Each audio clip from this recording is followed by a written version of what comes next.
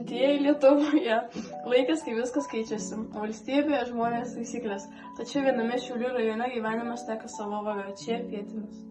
Pietinės kronikos tai pasakojimas apie jauną vaikiną Rimantą, augantį šiame rajone.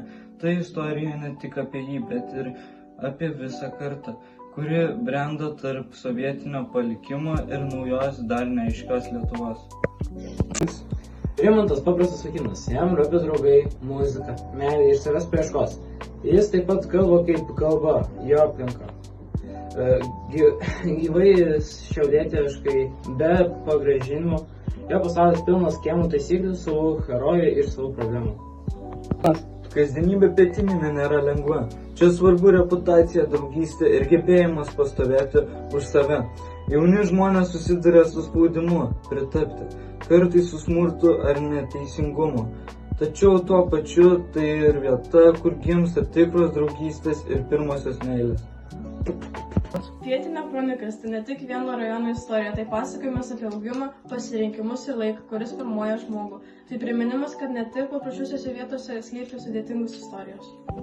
Būtent šis vidinis augimas tampa vienu svarbiausių knygos temų.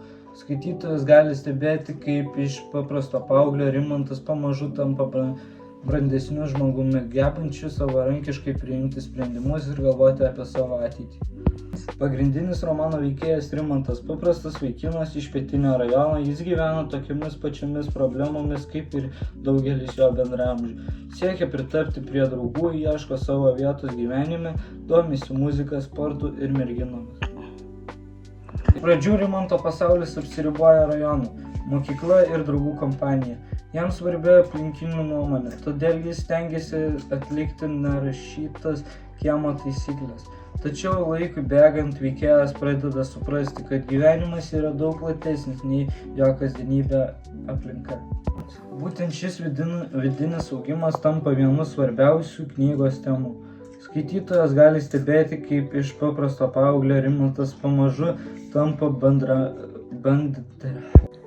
Rimanto Kmitos romanas Pietinė kronikas yra vienas ryškiausių šiuolaikinės lietuvių literatūros kūrinių. Knyga nukelia skaitytoją į Šiaulių Pietinį rajoną ir pasakoja apie jauno žmogaus gyvenimą Lietuvoje po nepriklausomybės atkūrimo. Tai laikotarpis, kai šalis sparčiai keitėsi, o kartu keitėsi ir žmonių kasdienybė, vertybės bei požiūris į ateitį. Knyga išsiskiria autentiška kalba, gyvais veikėjais ir tikroviško tuo metu gyvenimo vaizdavimu. Skaitydama šį kūrinį gali pasijusti tarsi pats vaikščiotum Pietinio rajono gatvėmis ir stebėtum ten gyvenančių žmonių kasdienybę.